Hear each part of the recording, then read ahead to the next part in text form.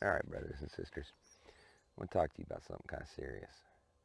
Um, it's always been my tenet to never talk politics on this channel.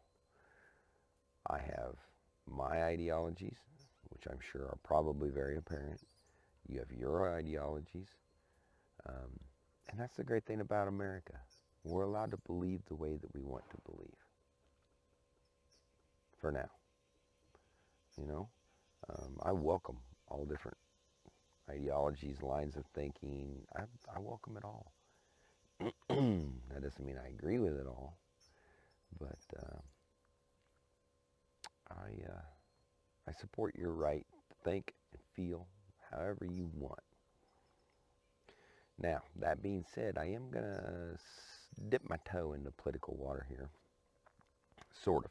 I don't think it has a whole lot necessarily to do with politics, but um, I think there are,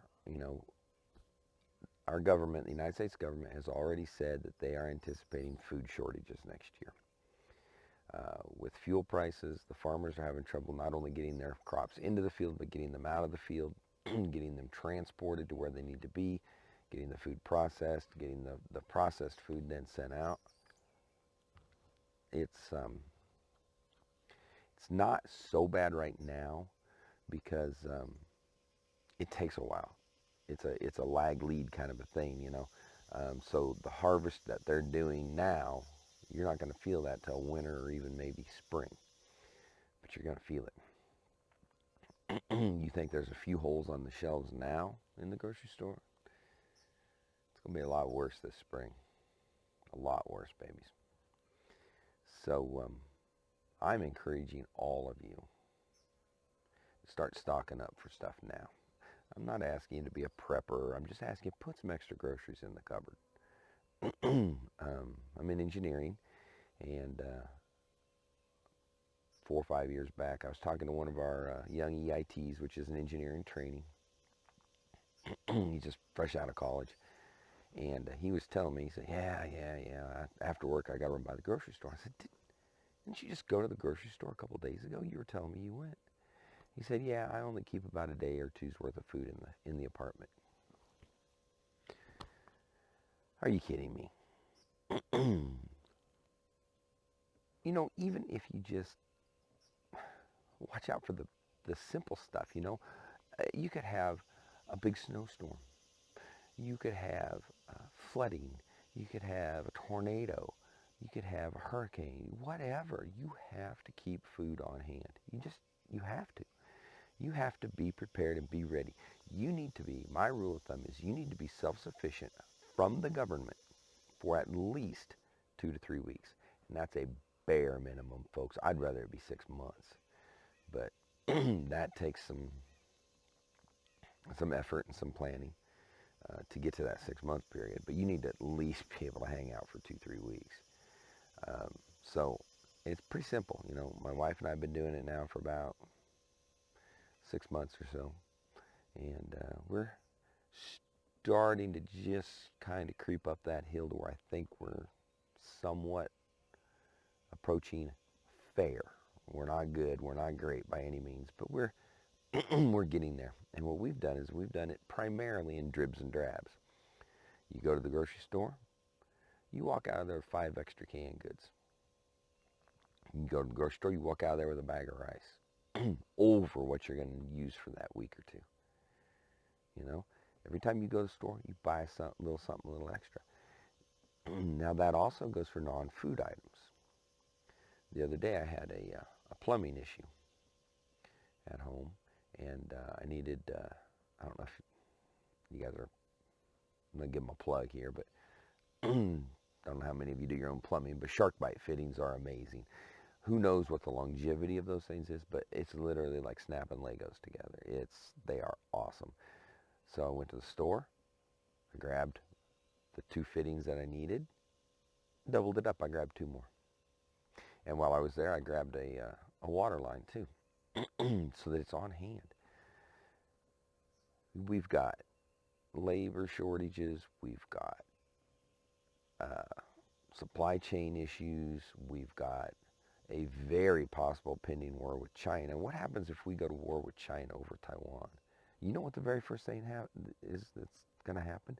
All those ships coming across from China with all that crap in it that you want and that you need, gone. They ain't going to be there. So you better figure it out. You better figure it out now. You better start getting the stuff that you need now. My wife and I have been stocking up lately on first aid supplies. We're getting a pretty decent first aid kit built up. It's not really a kit. It's a trauma bag, almost, you could call it. We got a fair amount of stuff. You know, we purchased a dehydrator and a vacuum sealer. We've been dehydrating everything under the sun and vacuum sealing it up, storing it away. We've got a pressure cooker coming. We're going to start doing some canning. But, you know, you don't have to do all that. You know, start with the basics. Start with putting some canned goods in your cupboard. Start with, you know, stocking up on some pasta and some beans. Pasta is one of those things right now. It's getting a little harder to find. I think last time I was in at Walmart, it was maybe half full. The pasta aisle was. So I don't know. You know, and I've got my own theories as to what's driving it. You probably have yours. Doesn't matter. It does not matter what's causing it. The fact is, it's coming. And I want you guys to be safe, and I want you guys to be fed and happy, and I want you to take care of your families. And I don't want to see any of you freaks running down to grab the government cheese off the government truck when it comes around. You need to be self-sufficient for as long as you possibly can be.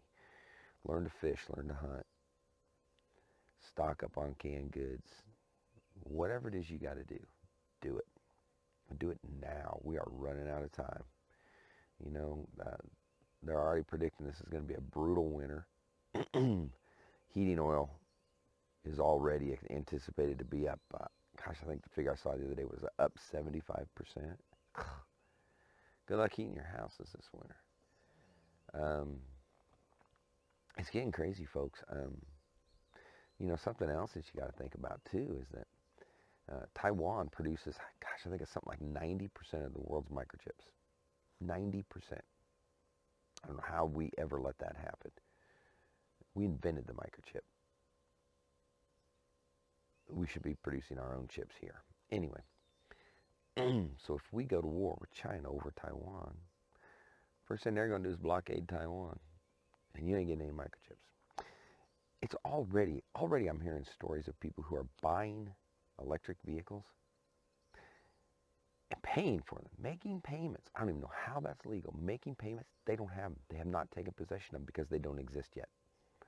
They're not completed. They're missing chips. They're missing parts. They're whatever. But people are paying them. I don't even know how that's legal, but I'm hearing stories of it. So, you know, and you go to the car lot right now and try to find a new car, a new electric vehicle car. Good luck. You can't do it. You know, and if that happens, and China blockades Taiwan, and we don't get any of those microchips, guess what else is going to stop? You're going to stop getting your refrigerators. You're going to stop getting your computer parts. You're going to stop getting your PlayStations. You know, you're going to stop getting anything that has a microchip in it, which is everything nowadays. You know, parts for your cars are already becoming harder to get. They're going to get even harder if that happens. So, and it is a very, very real possibility that China is going to invade Taiwan.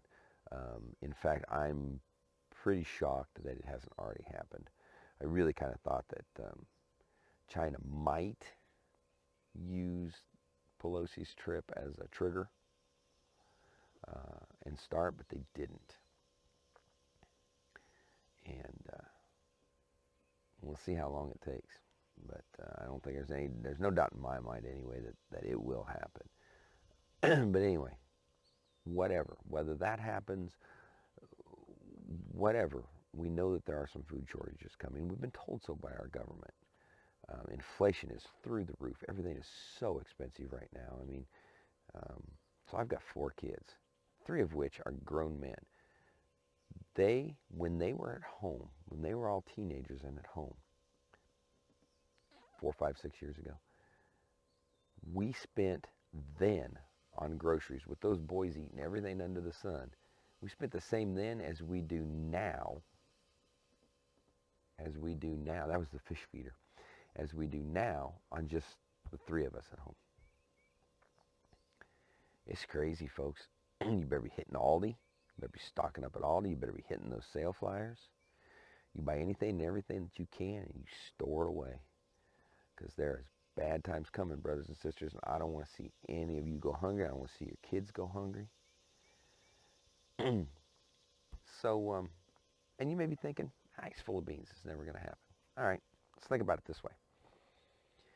Blaise Pascal, the mathematician, he was once quoted as saying that you should believe in God because you have everything to gain if you're right and nothing to lose if you're wrong. If you believe in God and he doesn't exist, whatever. If you don't believe in God and he does exist, it ain't going to go well for you. Same thing with this. You can stock up and you can have it happen and you can say, wow, look at that, I was prepared. Or you can stock up. It doesn't happen, it never comes to fruition, and you just saved money on your future grocery bills. What's there to lose? It's a win-win situation. Get out there, stock up, sock it away in a cool, dry place, and then when the you-know-what hits the fan, and all the maniacs are at the store buying everything under the sun, you can sit back at your house in the comfort of your own home, eat your beanie weenies, and laugh at them. All right, I'm just looking out for you, brothers and sisters. I tell you, I don't know. There's bad times coming. Okay? I just want you guys to be prepared. All right. As usual, love you, freaks. Stella loves you. She's sleeping over there in the sunshine. Stella loves you. Love on them hard, babies. There's no guarantee. Love on them hard and provide for them.